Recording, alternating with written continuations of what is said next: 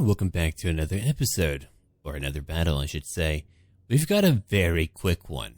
I mean, immediately the battle is beginning. Let's go over what we're looking at right now. Over here, we have a dwarf army. We have wood elves fighting with them for whatever terrible reason. And then finally, beastmen. Over on the opposing side, we've got a nice core group of imperial units over in the woods. We're looking at blood knights and chill guys. It's going to be pretty tough. I actually don't know who's going to win this fight. It's going to be interesting to see how this all plays out. It looks like the Vampire Count player put all of his money into very expensive units. A Vampire of Shadows. We've got over here the Claw of Nagash, a Master Necromancer. We have that as well. Bretonnians are over here too. They've got their Blessed Field Trebuchet already taking extensive damage from their opposing friends. Here's a Terrorgeist. Yeah, the Vampire Count player is going to have to do a lot of microing. It's a very small map for a 3v3. It's going to be interesting to see how it all plays out. And over here, we have a battle happening already. Good Harpies moving in. We've got Royal Pegasus Knights who have taken a lot of damage. Down here, we have our Deepwood Scouts who are now moving back. Oh, I do not want to get faster right now. We'll have it play at normal speeds at the moment. Really, it's going to be an interesting one. The Beastman player has put a lot of points into the Gore Bulls. Morgul, or Morghur, the Shadow Gave, and a Bray Shaman. I really do not like having two magic users on the same army. You don't have that much magic. Okay, over here we have an Organ Gun and a Cygor. The Cygor is going to be a nice tough one to take out blocks of infantry. We can already see a lot of damage being done to the Graveguard over here. That Hellstone Rocket Battery, and there's two of them, should be able to do quite a bit. Not the best positioning in the world. You do not want to have it behind any type of tree because, again, you're blocking your own shots and wasting your own shots. If that Imperial player was actually over here, it wouldn't really help too much. There's a lot of woods. That Dwarf player has a great location to defend in the woods against large creatures and just to be able to maintain their own artillery pieces, which they have many. The Wood Elf player, if we look at it right now, has a Tree Man. We're looking at Orion. Over here, Tree Kin, all highly defensive units. I mean, the Tree Man is just powerful, man. He's got a lot of wood on his side. Mighty strong, upright wood. Over in the woods, they don't really have the tools to take out Blood Knights, I believe. Ungor Raiders are not being hit by the Devils of Schwarzschafen. We have the Chill Guys moving in. I'm sure the Blood Knights will be here in a little while. There's a Dire Pack moving in too. So that should be interesting to see how they wipe the floor with the Raiders over here in the Gore Herd. Here's a Razorgore Chariot just kind of standing there. The Hellstone Rocket Battery is still trying to do some damage. The trees are definitely helping out. Over here, the Pegasus Knights are still trying to get into the ranged units. They're doing a lot of damage. And because he has so many mounted units, they might be okay for this. They might. I can't guarantee that. It's pretty daring, but whenever your enemy's not really moving, you have an opportunity to do what you want. It's a very difficult battle to follow because there's so much going on because it's all happening in the very beginning. Okay, over here, we're looking at a Flock of Doom upgraded, doing AoE damage to a lot of knights. That's going to help out a lot, actually. That might be what they need to really beat back those very expensive knights. We have Gore Bulls moving in, and they're trapped in the woods, too. If we go look at it right now, they're taking extreme damage early on, despite them taking out cheap units. They are, in fact, cheap units. The Devils of Schwarzschafen, well, they're expensive, and they've already lost quite a bit of health, too. They've wiped out one group.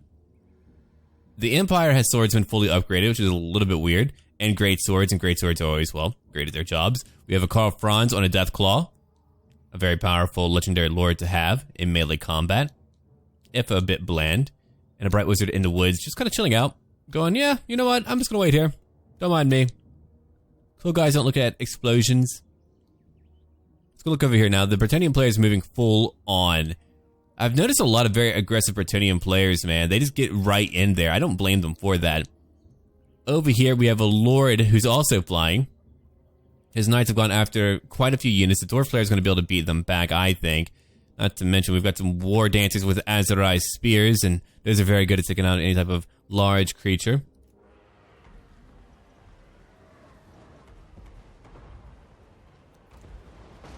Look at that organ gun, though. That was a cool initial volley. It did a lot of damage for a brief moment. It's pretty interesting to see it fire. Oh, I like how they're shifting it a bit. Okay. Again, because it's such a crazy battle, I've got to go into slow motion quite a bit. Over here, the Grell Knights are charging in, again, trying to distract or to really just put the enemy army in disarray, which it looks like it's actually working. The Bretonnian army is moving in right now. I feel like the defensive army is going to have a bit of an edge. Slayers are over here fighting Grell Knights. That will do a lot of damage. Grell Guardians, my mistake. A Tree Man's moving up too. They're kind of clustered though, but they have so much in reserve. I feel like, again, they'll be okay. Those trees are really keeping that Hellstone Rocket Battery from being able to destroy them outright. They probably could have even avoided fighting that Dwarf player. Again, whenever you see a Dwarf player, just avoid him if you can. Just kind of move over here. Go after one player at a time, or even two. The Dwarves take time to actually hit. You might even get a chance to flank them. Okay, the Blood Knights are moving in again. The Chill guys are falling apart. The Harpies are trying to distract them. We've got a Gorbel fighting. He's doing a lot of damage. Over here, they're actually holding off quite a few units. The Empire player is beginning to move in too with a lot of swordsmen. A lot of swordsmen, probably way too many. Alright, the battle's really going to come to a zenith in a little while. We're not there yet. We have a Tree Man working by the Slayers. That's a good combination to have. Big old beefy unit and a bunch of short, angry, mohawked dwarves. We have a Runesmith too for a lot of defensive capabilities. We have a Lord fighting, unfortunately, a lot of Dragonback Slayers. A Brokeback Dragonback Mountain. I wouldn't want to be there. Using some magic on them, it looks like. Yeah, his Lord is moving out. Oh! Orion tried to go right for that Lord. Okay, let's go check out the battle real quick. The Bretonnians are still trying to shove themselves in. The Battle Pilgrims will not break. They'll just be there for a long time. Unfortunately, the Bretonnian player just threw too much in one area, allowing other units to really hit at them. Let's go look over here real quick. So it looks like that Hellstone Rocket Battery was unable to do a lot. I think it could have done a lot more, again, had it been positioned better. It's still probably hitting trees. It looks like he moved a little bit, but again, two of these are right behind trees, and you don't want that. Wait, he's got how many? 3. He's got 3 of them. Wow. What a strange composition. The Rocket Battery Force. And over here, swordsmen are just dying immediately. They're not going to get very far. The knights are trying to get into position behind the swordsmen. They'll be charging in just a little while. I mean, here's a weak point for the Beastmen that could have been exploited. I don't know how I feel about actually fighting the Beastmen in the woods. Not a great location to be in. They have no penalty at all in the woods, whereas you might with the larger creature. Knights of the Realm are beginning to break right now. The Dwarf Warriors are still holding. They're also holding. And the Bretonnian player has lost the majority of his infantry. Again, had he saved a few more units, maybe his Pegasus Knights, he could have gone after all of these ranged units who are now firing in at him heavily.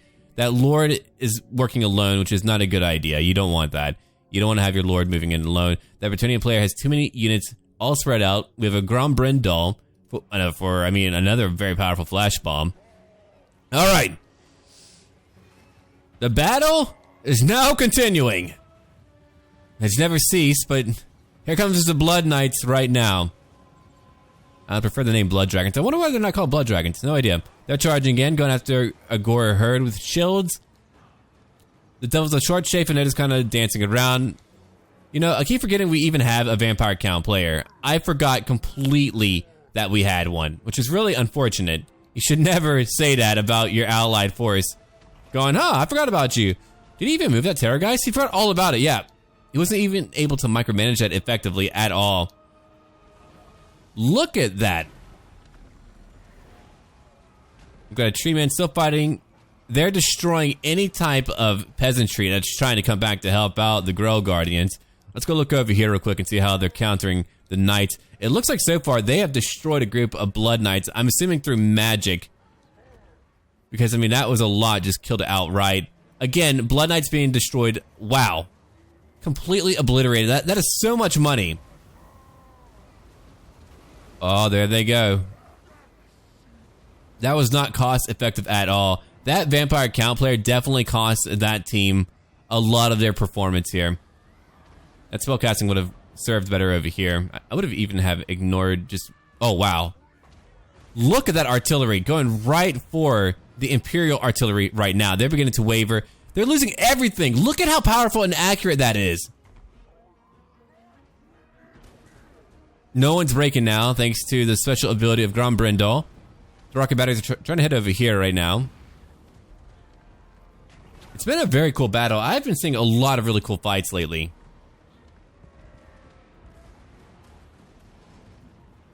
Let's go check it out real quick. Yeah, that cannon. Let's carefully go over what's happening right now. If we look at the Bretonnian player, he's pretty much done for. His lord is either gone completely or has just been driven from the battlefield. All that infantry fought over here. Why would you want to do that? I mean, when you really look at it, what a great location to defend from. You can minimize how many units are fighting yours. It doesn't matter if you outnumber them. 2 groups alone holds them all back. A tree man came in and did a lot of damage. We have a branch wraith over here and Orion. Let's kind of have a small little... Anyway. The archers are very swift. You know what? I thought battle pilgrims couldn't break. I think I may have used a mod that made them unbreakable or something. I forgot about that. At times I have to remember what's mod and what's not mod, man. And that dwarf artillery is incredible. I've never seen an organ gun do so well. I mean, 53 kills for an organ gun is not bad at all. Not to mention, he's going after high value targets, which is so important. Over here, the Wood Elf player is now moving in reserves, and the Dwarf player has a largely untouched army, despite what few losses he does have. Over here, the Beastman player has done so much. That Cygor, 167 kills. I'm assuming that maybe that Cygor went after the Blood Knights and did so much damage. These cheap units are holding back expensive units. That Terrorgeist is moving in now. I'm sure his allies were very angry at him for pretty much costing them the game. I mean, they did a lot of things wrong here. Let's go over what they did wrong. First off, you do not want all of your infantry to rush into one position. You do not want to play into a defensive player's hands at all. You really want to hold back your flying units when you can. If you do have them charge in, you want them to charge in at the same time in a simultaneous fashion as your infantry goes in, which he kind of did at a later point, but they already took a lot of damage, and he had them fighting in the trees. You don't want that. Imagine if he had moved them over here to the east, ignored them completely. The Imperial player, had he been positioned a little bit more in the middle, which would have been a better choice anyway due to his Hellstorm rocket batteries, he could have had them target everything over here for the enemy artillery. Would he have won? I don't really know. That isn't really that clear. But if you're going to use any spellcasting or flying units, going after that artillery would have been great. That Cygor, well, he was allowed free reign over here. And they used the trees quite effectively to keep them busy the entire time. And then again, you had a Vampire Count player that just did not do a lot, which is really unfortunate. Really, I would have probably have focused moving through here in this open space and then moving through the trees, because if you look at that, those trees then provide you cover against enemy dwarf artillery, which is what you want. So, I mean, that's really what you could have done to prevent some losses, and that would have helped a little bit. It's all about positioning. Not to mention, a Terrorgeist would have helped a little bit in going after that tree man, or any flying unit. If we go look at that right now, we've got a Brave Shaman now gone. More spellcasting being used right now. Wow, all these units knocked down. I love how they're all knocked down. They're just kind of like, okay, let's get back up. We have a Claw of Nagash already beginning to crumble. No kills at all. We have more swordsmen in the woods, and it's way too many swordsmen. They're a very bland and generic unit. They're not going to do a lot. These great swords were not actively moving in. So it looks like there just was not a lot of my group management. They could have been fighting a new team. That's what it feels like, just a little bit. Not to mention, they were also being aggressive. Usually new players are defensive. So, I mean, they already had a nice advantage because of that. Let's go over here real quick. Morgur is very powerful, very good at breaking up lines or just holding back with his Chaos Spawn summoning abilities. It's a lot of gore bulls, too. I think the Bretonnian player would have had a much easier time handling the Beastman player, especially if they went after that Cygor. Ooh, hit their own gore bull. That's pretty mean. Let's go look over here real quick. We've got a Bright Wizard now fleeing. Wildwood Rangers are going after him. Yeah, they're all beginning to hit them. That artillery I'm very impressed with. Let's go look over here. These Empire Knights are dying immediately. They can't even get to the battlefield because they are just so accurate. What a tragic sight, right? They're charging into some Wildwood Rangers. I feel like if I was launched back that far, I would be knocked out or something. That wouldn't go well for me. I'd be done. Like, alright, that battle's over for me. I'm gonna take a nap now, a dirt nap. The Bright Wizard is having Persis thrown at him, and he's gone. Oh! Completely eradicated! And that is how they won. The story is over. Kosher kills, Coulthard. We've got a dwarf player as well who barely lost anything. Only 85 loss for the dwarf player. Holy crap. He utilized trees, man. A dwarf knew how to use a good tree. Huh. That's a weird thing. I don't know how I feel about that. Doesn't feel right. Alright, let's go after that vampire count player. Terrorgeist, way too expensive and not used well. A master necromancer, don't bring that. That's weird. Vampire of Shadows on horseback, not a great choice either. Way too many expensive units. He would have been better, I guess, served by a lot more Graveguard, by just a lot of numbers that would have helped out his team. The Bretonnian player didn't have the worst composition in the world. His issue was really just that he didn't have proper support, and his locational observations on what he thought was a good idea to fight at was just not a good call at all. So, I mean, again, the composition is not really my worry. He had units that could have done some great things here. Not to mention, he only had one Blessed Field Trebuchet against a lot of dwarf artillery. That dwarf player destroyed everyone outside of whoever was fighting the Beastmen, which was largely the Imperial player who lost his artillery due to that dwarf artillery. And all his upgraded swordsmen, again, that was a waste of gold, a complete waste of gold. He could have had more units on the battlefield. Definitely a lot more. So, our team over here, Team 1, the top team, they completely eradicated everyone. This dwarf player has a great build, a lot of cheap units here, a lot of... I mean, like, all right, so you've got cheap, then you've got your more expensive ones, and the regiments of renown. Those guys are very effective. I mean, he barely lost anyone, only 85. A lot of dwarfs are now going home. The Beastman player did a great job at fighting a lot of units. That Cygor killed so many. That definitely changed things up. I mean, look at their numbers here. 431, over 1,200 for the Bretonnian player. The Imperial player had over 900, a majority being swordsmen, which are just crap. I mean, they're meant to be fodder. Anyway, thank you for watching. If you would like to see more in the future, leave a like down below. Let me know what type of battle that you would like to see. And make sure that you send me your replays, if you want to. Until then.